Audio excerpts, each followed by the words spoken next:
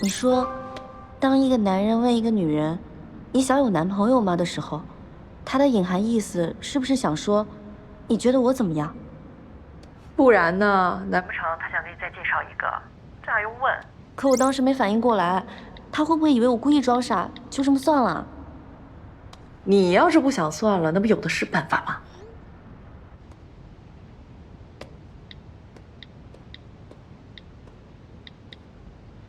我在写小说，问你个问题，你说当男主问女主“你想有男朋友吗”的时候，他的隐含意思是想说 A，你觉得我怎么样？还是 B，我给你介绍一个？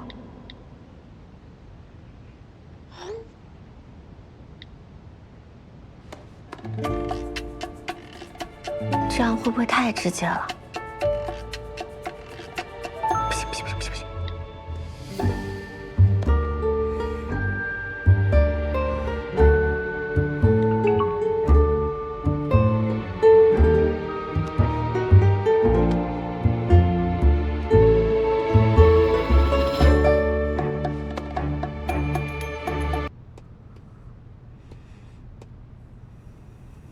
！B。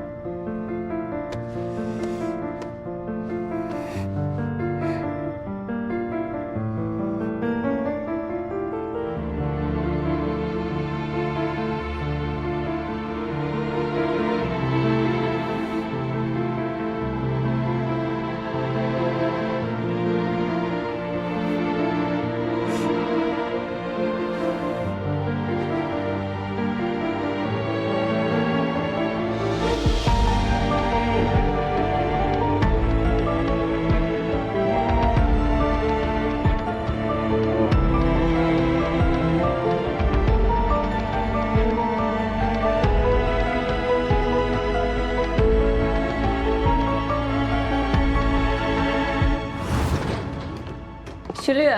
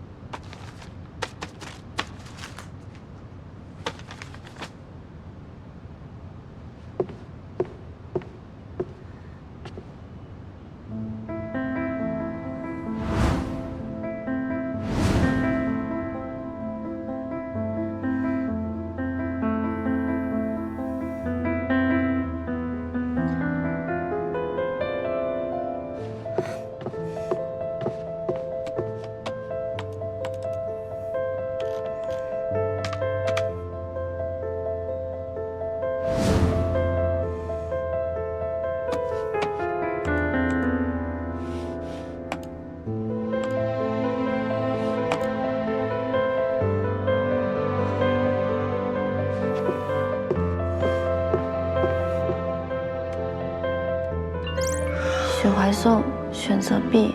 嗯？什么？不是，这男人什么意思啊？这意思是说你自作多情了？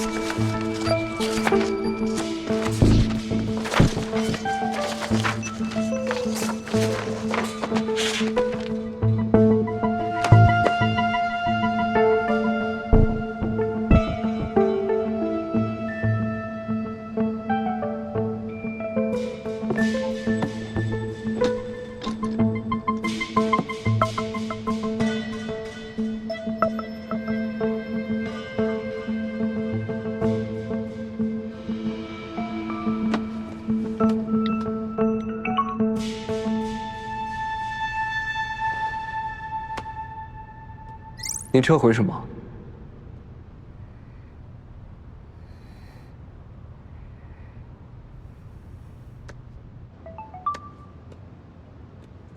我发错了，所以就撤回了，不好意思。发错了。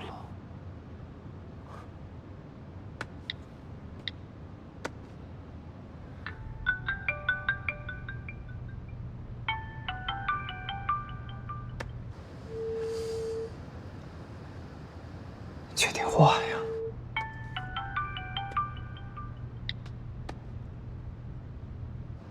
喂，任月。喂。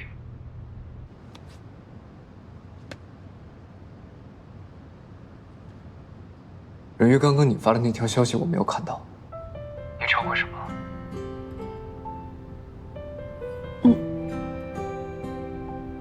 那你怎么回我？刚刚那条消息不是我回的。啊？你先告诉我你撤回了什么？没什么。你在家吗？另一道交叠的思念，总有个理由，是你不知道的心愿。如果可以续写暂停的从前，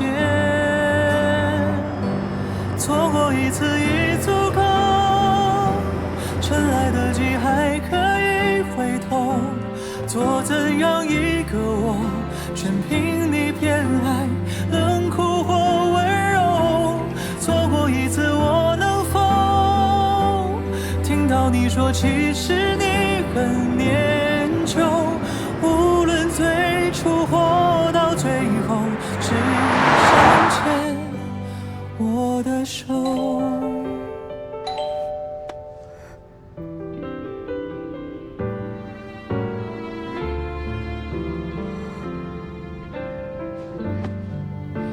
数过双手，真的好久不见。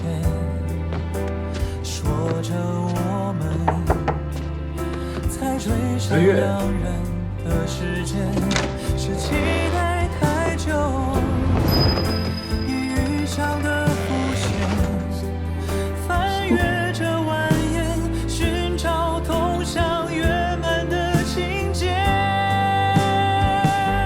错过一次已足够，趁来得及还可以回头。你怎么了？做怎样一个我，全凭你偏爱，冷酷或温柔。错过一次我能否听到你说其实我就是想知道很念旧，你到底撤回了什么？无论最初或到最后，等待爱回流。如果一切重来，如果剧情可涂改，你会不会我问他，你想有男朋友吗的意思是 A， 你觉得我怎么样？还是 B， 我给你介绍一个。他说是 B。A 和 B 不是同一个答案吗？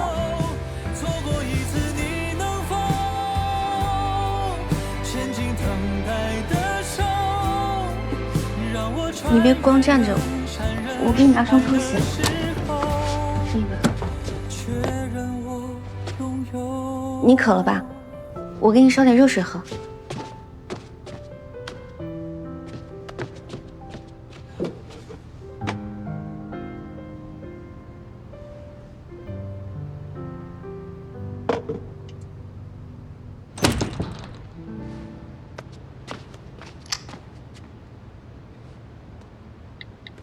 SOS， 呼叫沈明一，情况紧急，请求组织支援。这不是演习，重复一遍，这不是演习。怎么样？是不是被我说中了？小爱送给你表白了？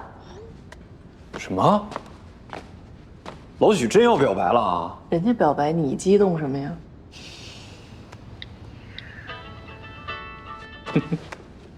喂，可能已经表白完了。什么？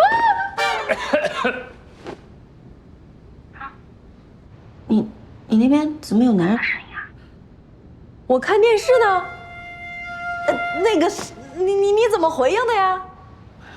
我要是知道怎么回应，我还用躲在卫生间啊？你怂的！你现在就好好的想一想，你有没有做好进入一段关系的准备？本来今天一冲动，好像是可以了，那后来被他消息一回，我有感觉，他一句话我天就塌了，太没出息了。我不想被牵着鼻子走。那你就牵着他鼻子走。这怎么牵啊？你之前写言情小说的时候，36计不是记得滚瓜烂熟吗？到自己身上傻了，你就欲擒故纵，隔岸观火，反客为主，你偷偷用起来啊！好，行，等你消息啊。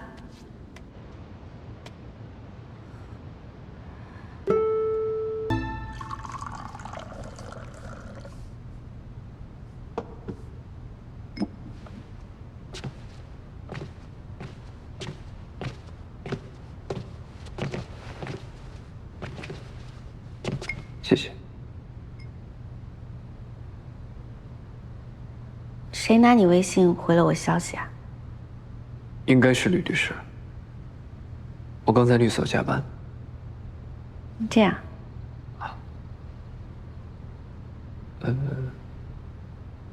这件事，你想怎么处理都可以。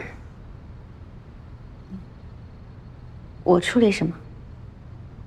你不生气吗？是你的微信被人动了，应该是你比较生气吧？那两个选项，你希望是什么？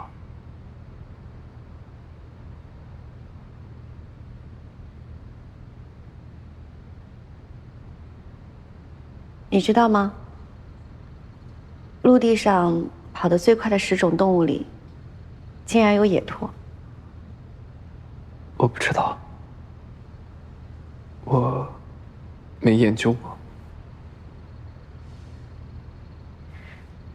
看起来胆子很小、很好欺负的兔子，跑起来的时候，时速可以达到50英里，就跟狮子差不多。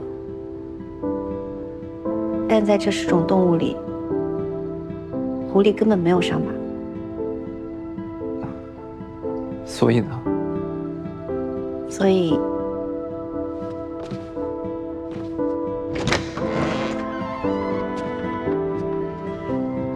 晚安了。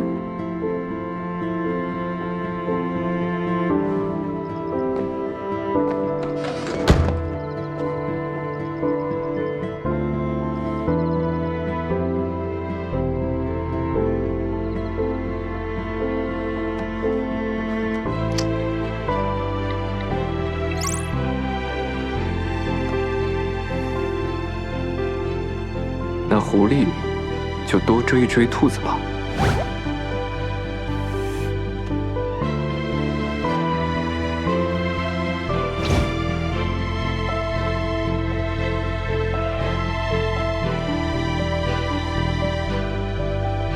一会儿我们去哪儿吃饭？那前面那家不错。那就那家吧。行。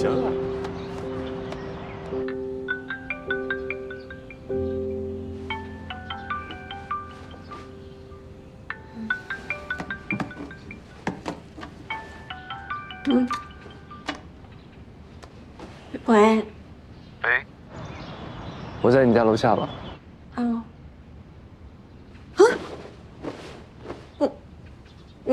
你怎么来了？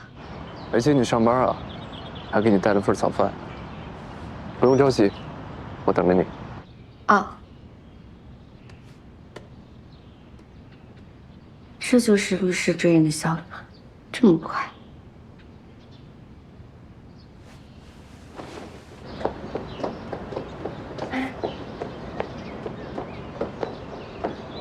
早。早。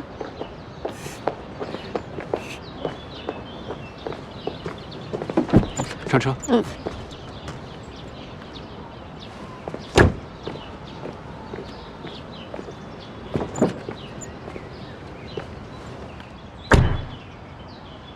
给我带什么早饭了？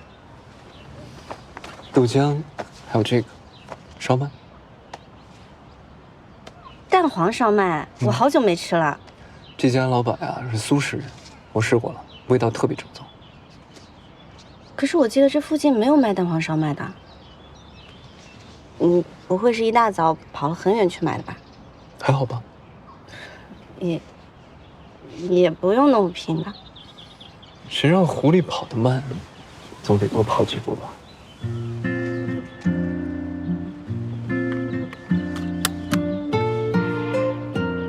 怎么有一种突入虎口的感觉？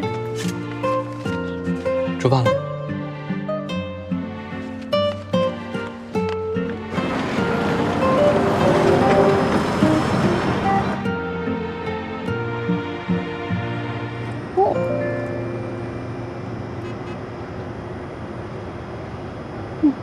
对了，我下午要去一趟环市开会。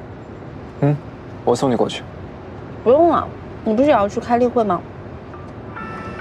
我接个电话。嗯。Hello. Yeah. I'll head back to the U.S. right away. Thank you.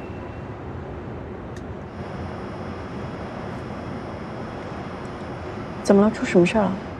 我爸病情恶化，我得尽快赶回去了。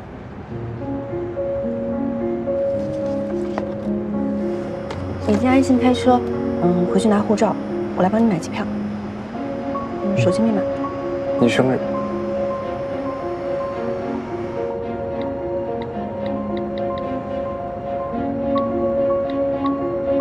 最早一班飞旧金山的航班是下午1点半的，可以吗？可以。支付密码。309017。买好了。你安心开车。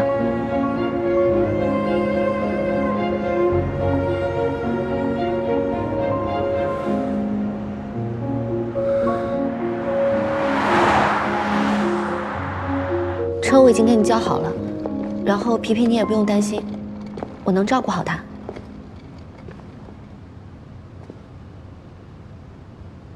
照顾好自己。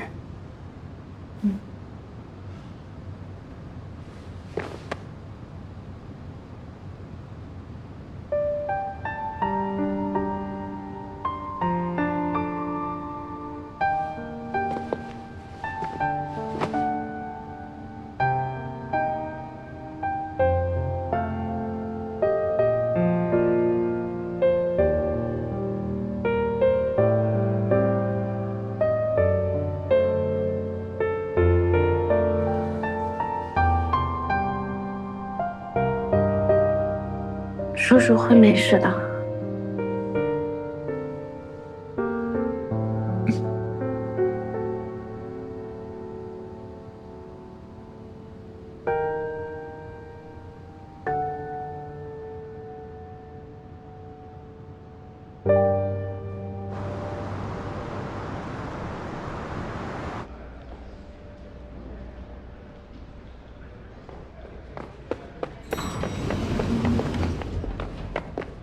邻居姐姐，这么巧，妹妹。是啊，姐姐。哎，你不知道，上次电梯故障让我因祸得福了。我不是把脸哭花了吗？我只好把妆全卸了。结果环视正好看中了我的素颜状态，让我进了初选。那恭喜你了。哦，你去几楼呀？跟你一样。你也去环视？对。啊。走。温香老师，这边请。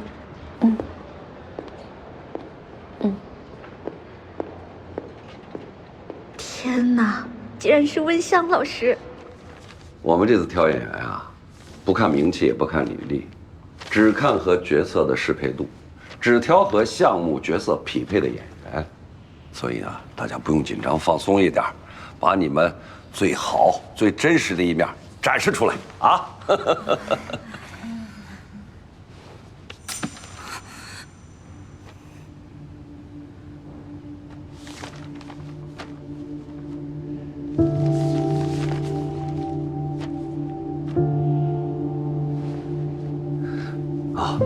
天冷，去我办公室把那盒最好的茶叶打开，给大家泡杯热茶啊。茶水间就有，我去那边去。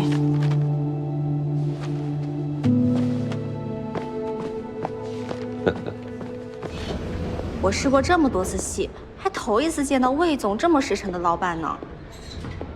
阮玉，怀痛呢？他不在，我今天自己来的。那要不然我们顺你一道？不用了，我已经叫好车了。那行，你注意安全啊，我们先走了。嗯，再见，拜拜。你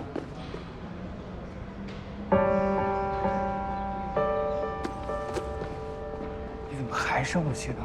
我知道我错了，我不应该怪你去应酬的。我给你道歉好不好？这个事儿不怪你，怪你那个老板。我知道。我落地了，现在赶去医院。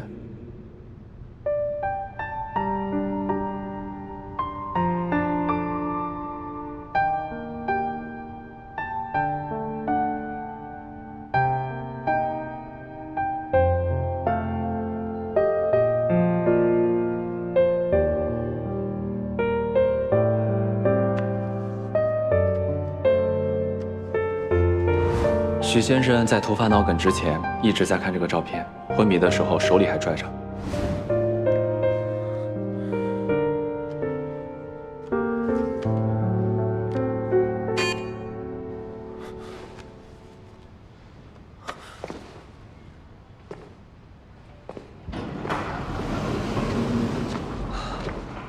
Dr. Ross, how is my father? Mr. Shu is doing much better now.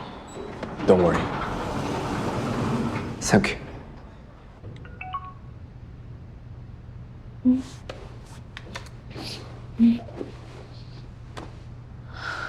暂时脱离危险了。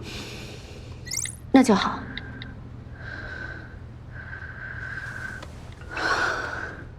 我问了医生，术后还有一段观察期，我估计得在美国待上一阵子了。你去律所做功课的事，我交代给刘茂。放心，我自己会安排好这些，你先别操心我了，专心顾着叔叔。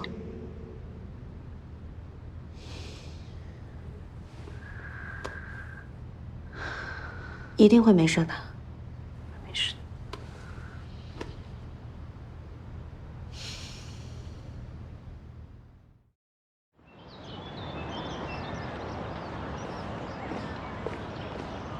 皮皮，从今天起，你就暂时先跟姐姐一起过，好不好？你看，姐姐刚写完的小说，想不想看我的新更新啊？你看。奶奶快看，您觉得小说恢复更新了！宣告，我的快乐回来了！欢迎文晓老师回来。窗台的花绽放开，思念也席卷而来，散不开，想与你的手紧握起来，迈步愉快。我睡了，早安。任由风轻轻拨动你裙摆，再过的情怀，只有你是无法被替代。一切你来，谁就别奇怪，知道吗？我这场蓄谋已久的爱，也知道为你而存在。我醒了，晚安。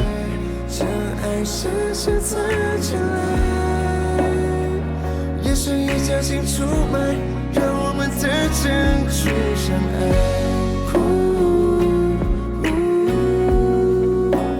Don't leave me.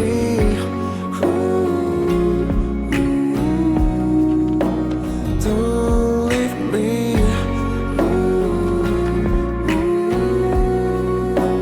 Don't leave me.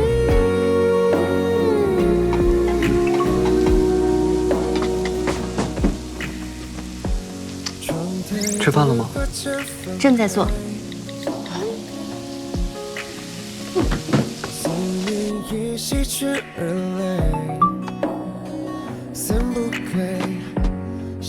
我起床了。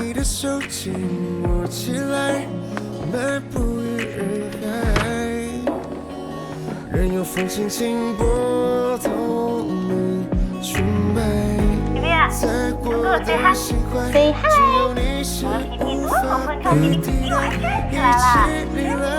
皮皮，我又变可爱了。你看我皮皮多皮实呀，多健康呀，这么可爱。怎么样，休息的还好吗？一直都为你而存在，从星辰变成海，就现在。别猜，将爱深深藏起来。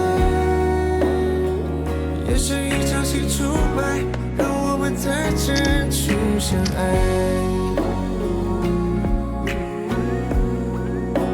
Don't leave me。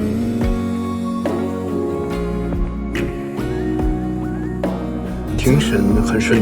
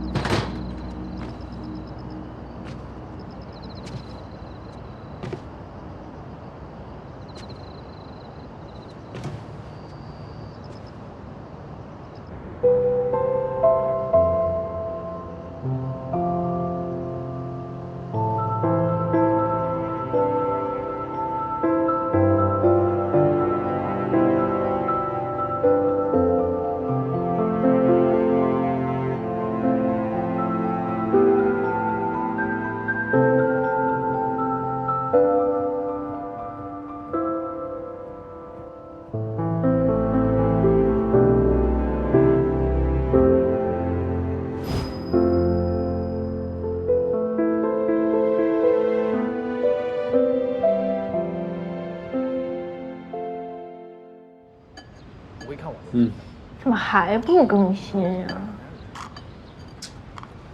更新呀！你别等更新了，你再不吃，你这口吃的该更新了。我等我的精神食粮呢。阮玉姐今天的小说就要正文结局了，这最后一章叫毕业旅行，你觉着会是 B 还是 HE？ 我觉得吧，要是写实的话，应该还是 BE， 不然你现在都得有嫂子了，你的侄儿侄女都可以打酱油了。万一不写实呢？我就觉得会有反转。行行行，那你继续等你的精神食粮，这好吃，你尝一口来。哇！哦什么哦？没见过兄弟之间互相喂吃的。没见过。哎，不敢了，不敢了，赵大。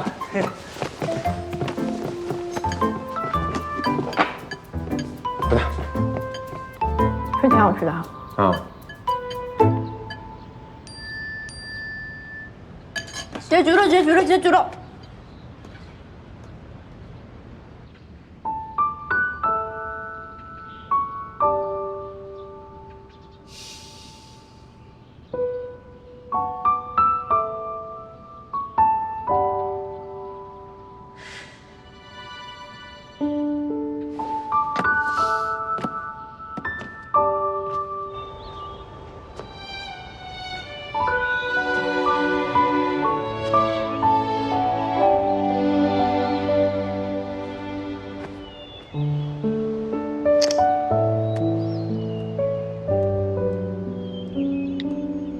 我睡了，早安。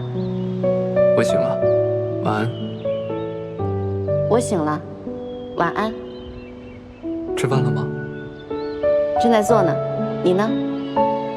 刚吃完简餐。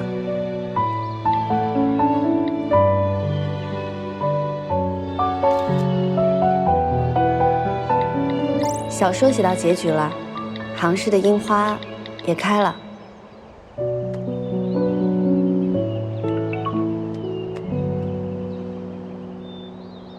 我是吕胜兰，有时间见一面吗？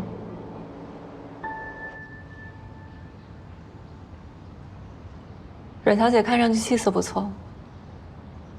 吕小姐特意来国内找我，应该不只是为了夸我气色好吧？看来你喜欢开门见山，那我直说。怀宋回美国有1个多月了，你知道这段时间他是怎么过来的吗？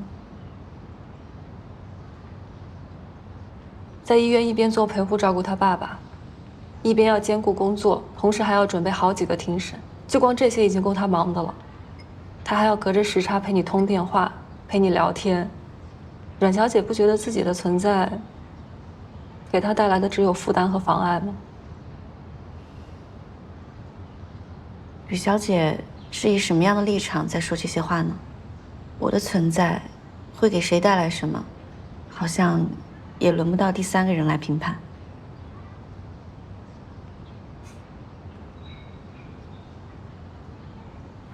确实，这件事情上我没有立场，但我见过你没有见过的他，我知道他在美国这一切是拿什么换来的。我想这点发言权我还是有的。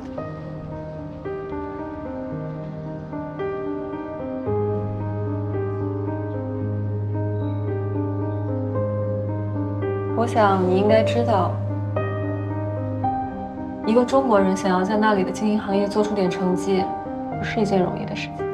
他们不会因为你是外来者而宽容你，相反，他们会用更加严苛的眼光来看待你。他当年是以全年级最好的成绩毕业的，那些年，他从被看轻、被质疑，到最后拿出成绩让所有人心服口服。在这期间，他因为过劳进过2次医院，曾经被医生说不能再这样透支生命。后来他执业不久，徐老师又因为脑梗，一夜之间从业界翘楚，到失去了自理能力，变成了不记事的痴呆状态。他又一声不吭地接过了徐老师手里所有的案子，顶着那些当事人的不信任，没日没夜地拼，到最后他打赢了所有的官司。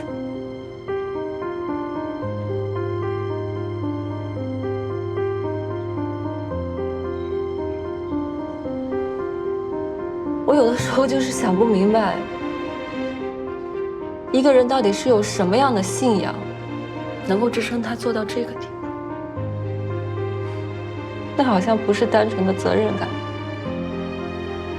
也不是单纯的职业理想。虽然我到现在也没有找到答案，但是我知道，他不惜透支身体换来的这一切有多么的宝贵。但你现在要毁了他。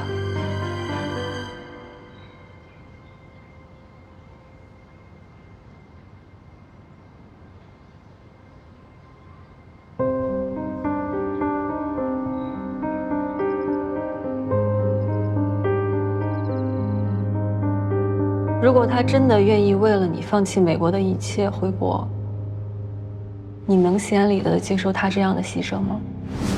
那或者说，他对你的感情没有深厚到这个地步，那你们像现在这样每天隔着10几个小时的时差，连一句晚安都不能同时讲给对方，你觉得这样的关系能维持多久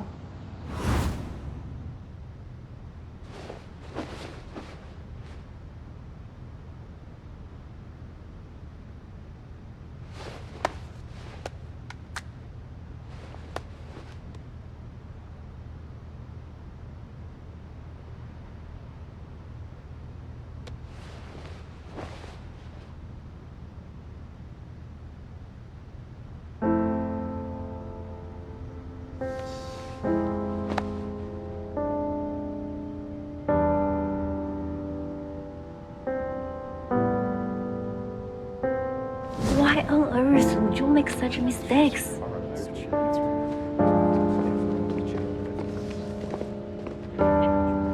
他就是徐怀松，没跟他满分的。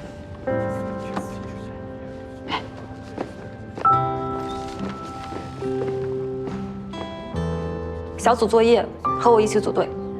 我不需要组队。你只是不需要和比你差的人组队。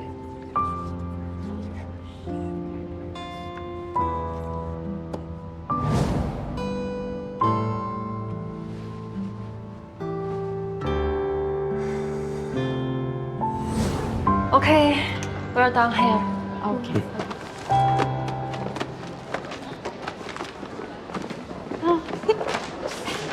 听说你拿到 offer 了，许寒松他爸以后就是你的代教律师啦？对啊。哦，旧金山那么多律所，偏偏和许怀松投了同一个，你是不是喜欢他？都毕业了，咋看嘛？也是，天天对着那样一张脸凑合题，也太难不心动了。哎，我纠正你一下啊，你喜欢的不是他的脸。知道我们吕律师只喜欢强者的吗？哎，那我问你啊，假如给你2个选项 ，A， 能和许怀松在一起，但是许怀松会荒废他所有的才能和事业，所有的啊。B， 永远无法和许怀松在一起，但许怀松永远理智，永远强大。你选哪个？什么无聊的问题啊！我走了。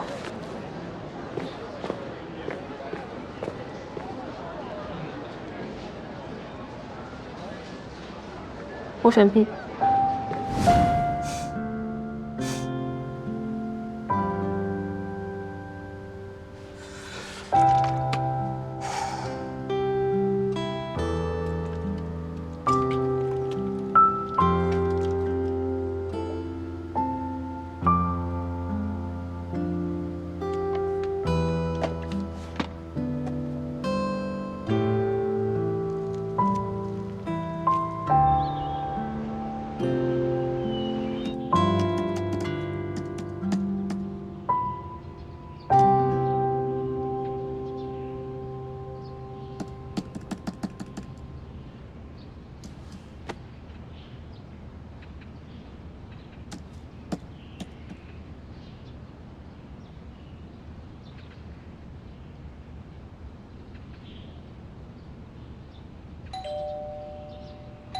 谁啊？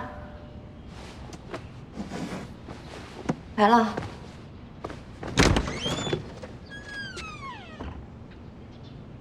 姐姐，怎么了？怎么了？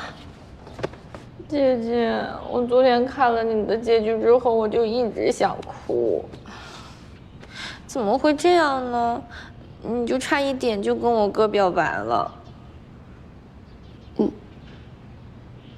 你也知道，我写的人是你哥啊？我其实知道挺久了。姐姐，你别难过，我哥当时出国是有原因的。我已经知道了。他那个闷葫芦，你肯定还不知道我家当时发生了什么。不是因为你爸妈吗？我爸妈是离婚了，但是他们不是因为感情不好。我妈跟我爸分开的原因啊，是她不喜欢我爸的职业。我爸爸，他以前是刑辩律师，经常为杀人犯做辩护。那时候他接了一个案子，让一个涉嫌杀人的嫌疑人被无罪释放了。自从我们家接了这个案子起，我妈就一直不理解他，家里总是有争吵的声音。后来，嫌疑人出来以后，这事情闹得更严重了，邻居对我们家指指点点，被害人家属隔三差五上门闹事，泼油漆、砸鸡蛋。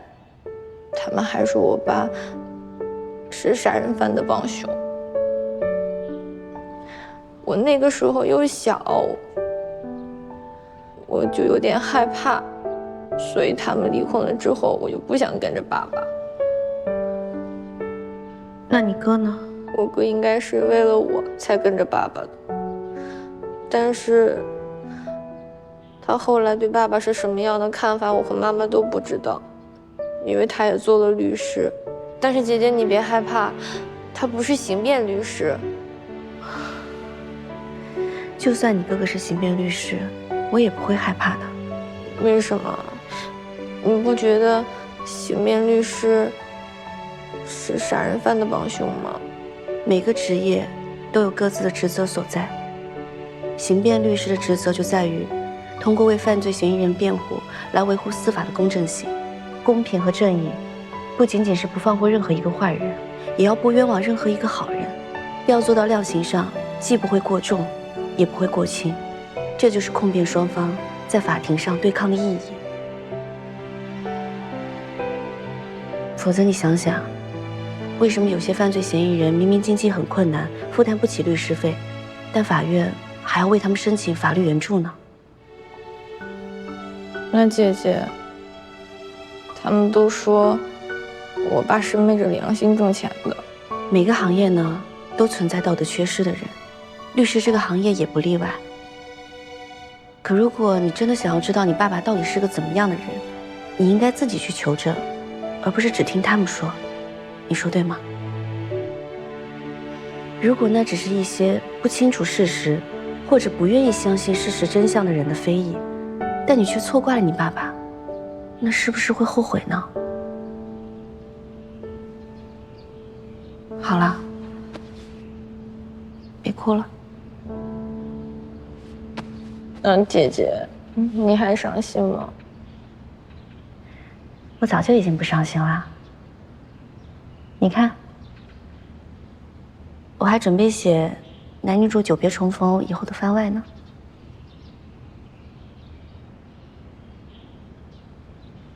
那你怎么看着这么憔悴啊？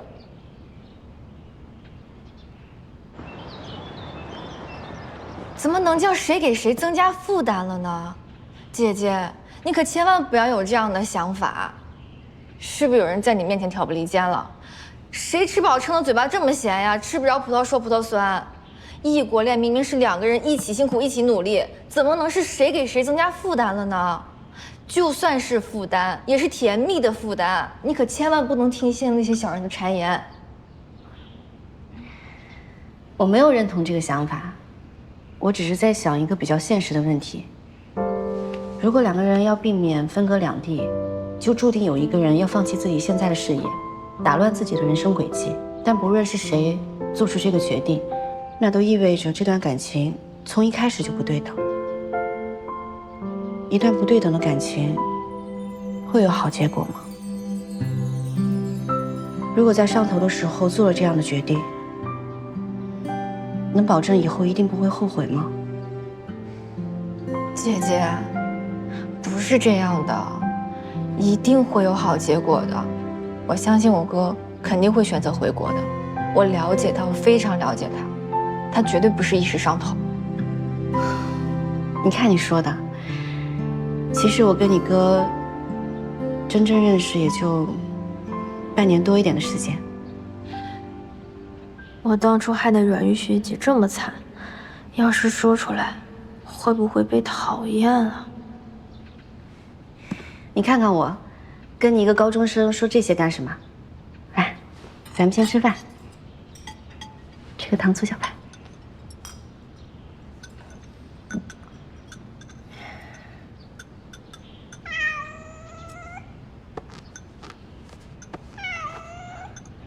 皮皮，怎么还把玩具弄丢了？我来。需要帮忙吗？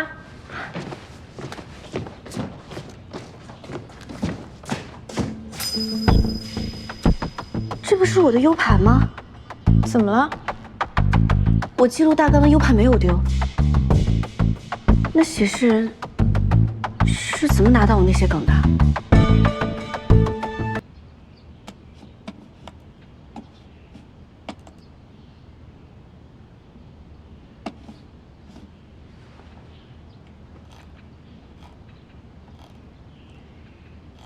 写诗人如果没有拿到这些细节梗，不可能跟我照梗成那样。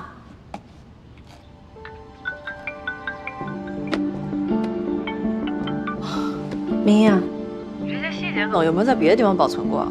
除了 U 盘，就只有我的电脑里有了。难道我的电脑被谁入侵过？谁会入侵你的电脑呢？啊！陈思思，13，在申奥写的这首新歌反响不错，这部进上可以啊。灿哥的实力毋庸置疑，有实力也要靠运作嘛。13，你也知道，热度这个东西，光靠个人能力是不够的。你这首单曲之所以有这样的成果，公司可是没少给你费力。那辛苦大家了。知道辛苦大家就好，那你可千万别辜负了大家对你的辛苦。虽然说现在热度有了，但是活动你该去得去，商务该接得接，别挑三拣四的，反正都有粉丝买账啊。哥说的对，不过我看最近几个商务报价都挺一般的。这还一般？哥，我们最近热度上去了，身价也就上去了。在这个期间趁热打铁，做张新专，到时候接的商务可就不是这个档次了。这么说，你对新专辑有想法了？我最近灵感很多，做张迷你专要不了多少时间。行，看来这趟申奥没白去啊，开窍了。那你抓紧准备你的新专辑，我去把这几个商务延后，照顾好你灿哥啊。哎，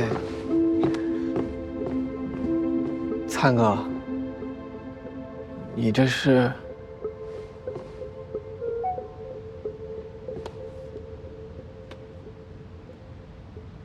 石灿，你这会儿方便通电话吗？入侵电脑，应该不至于吧？那就太奇怪了。陈思思还在国外治疗，不过最近状态好多了，我帮你问问有没有这回事。好，麻烦你了，石灿。不麻烦。你问这事儿，是出什么事情了吗？许怀颂没帮着你处理吗？没出什么事儿，他最近在国外挺忙的，就先不打扰他了。我也先不打扰你了，恭喜你单曲发布成功。你先忙吧。好。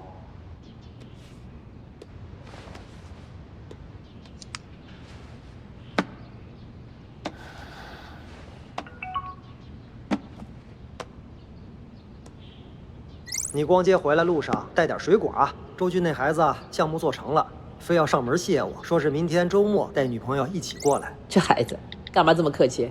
那明天请俩孩子去附近农家乐餐厅吃个饭吧。昨天说小说写到结局了，那是不是有空回来一趟啊？连你一块招待招待。感情我就是个顺带的呀。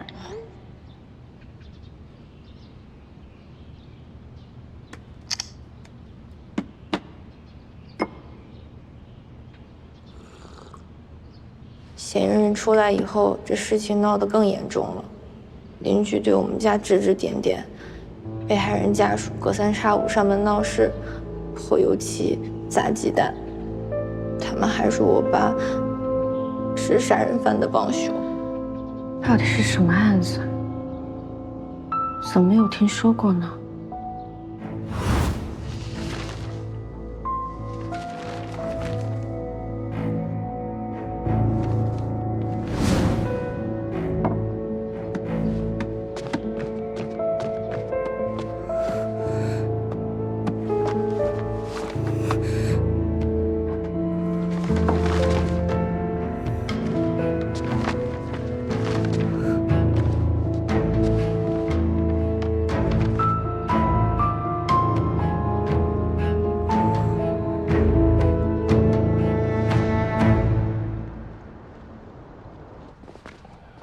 现在还是有点疼，就抬不上来。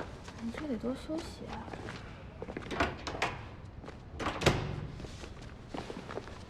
这么晚了还在看书啊？啊，对了，医生说许先生的状态已经稳定，过2天就能出院。你要是忙的话，就先回去，这里我看着。没关系，也就这2天了。哎，我看你最近都在看这个书，这是？哦，正在准备国内的司法考试。啊，行，那你看，不打扰你了，我去上个洗手间。好，谢谢啊。没事。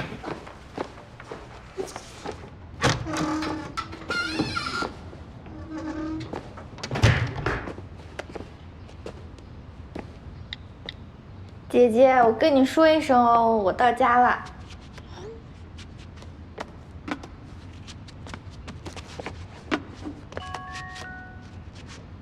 好，别操心我和你哥的事儿啦，我们自己会处理好的，你专心学习。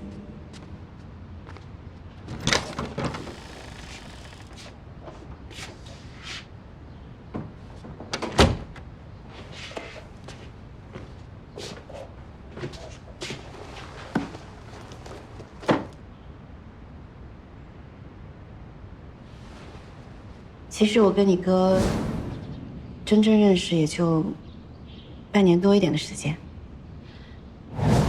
怎么了？我记录大纲的 U 盘没有丢。那写是怎么拿到我那些梗的？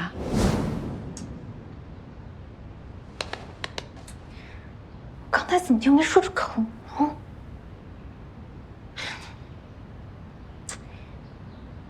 不行不行。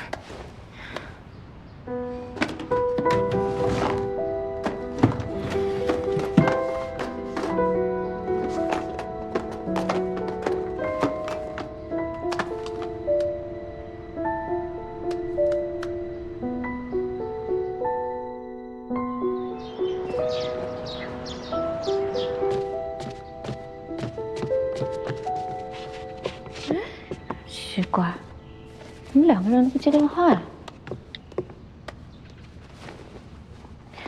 妈妈，我这两天没休息好，今天有点睡过头了。我现在准备出门了，一会儿要是晚到的话，你就跟爸爸先吃，不用等我啊。喂，你好，是阮玉阮女士吗？啊，我是。阮女士，我是杭市公安局的方震，您的父亲。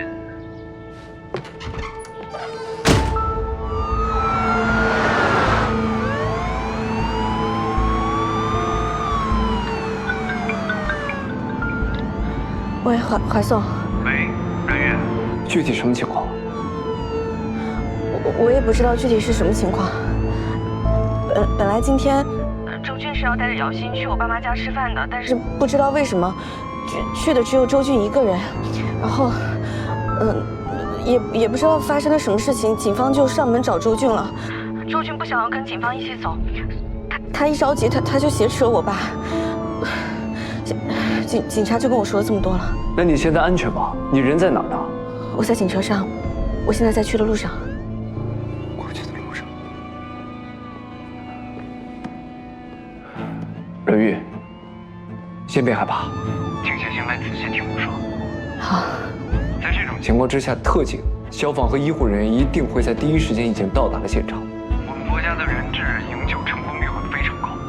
警方的原则也始终都是以人质的生命安全为第一位。最差的结果，也是在紧急情况下，为了保证人质的生命安全，而击毙挟持者。所以，不管周俊是因为什么挟持了老师，相信警方，配合警方，老师一定会没事的。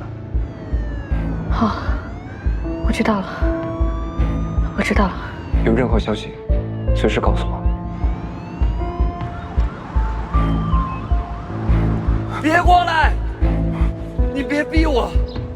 退后！我说了退后！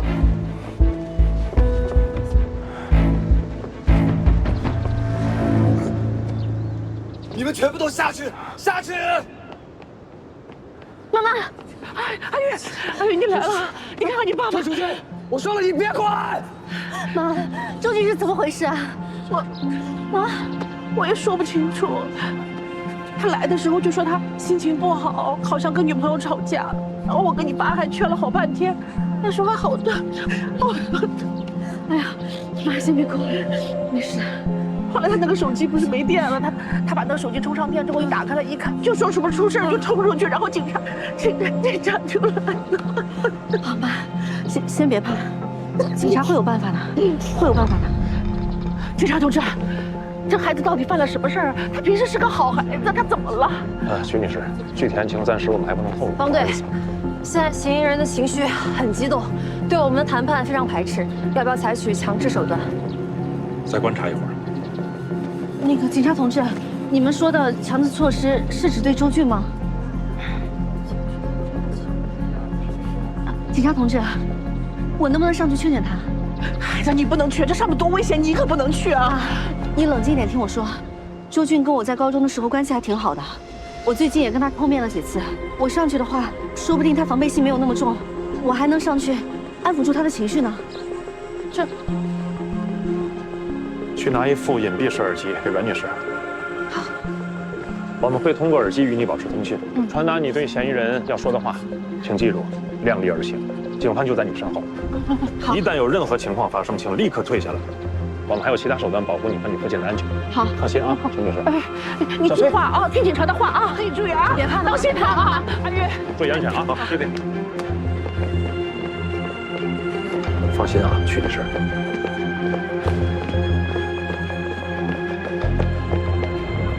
别上来，都别上来！我说了，别让放人上来。周俊，是我是蓝月。月月，你只有我一个人。孩子，你别怕，玉玉她只是个小姑娘，她不会伤害你的。周俊，你别害怕。你先别动。好。告诉他，你相信他。我相信你，周俊。梁心不是我杀的，我没有杀过人，我没有杀他，阮玉，我没有杀他。周俊，警方只是希望你能配合调查。你相信他们，好不好？既然你没有，我相信他们。没有人会相信我。相信你。周俊。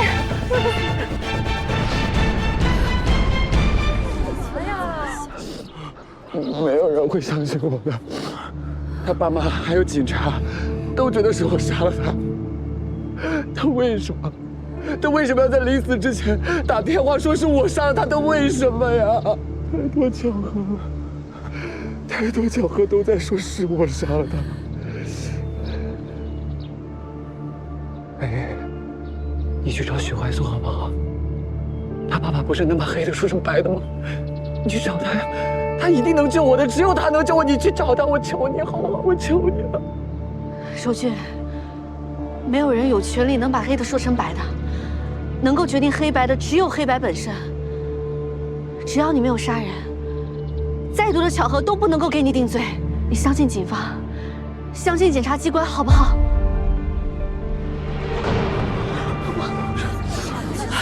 万一找不到识别的证据怎么办？之前姚鑫跟我吵架的时候，他就说过他会让我后悔啊。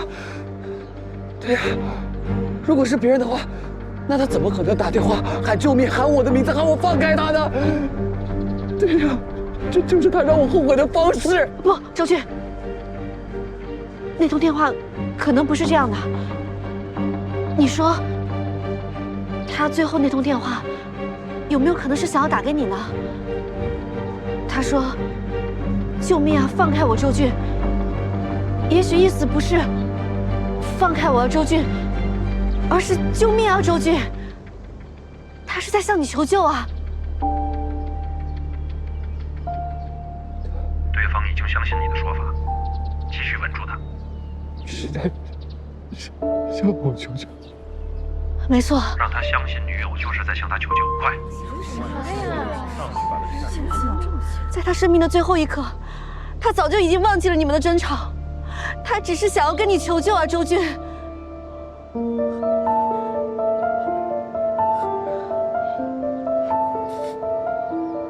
只是想要跟我求救。对。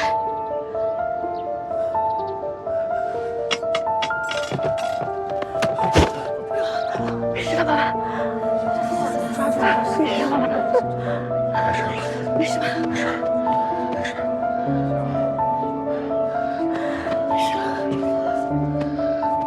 只是想要跟我求救。没事。小董，黄队，小心一点。师傅，好，没事。慢一点。孩子，志荣，妈，哎呦，快，吓死我了！没事了，妈，你没事吧，宝贝？志荣啊，哎呦，没事了，没事了，吓死我了！玉玉，你还好吗？爸爸记得你，你不是孔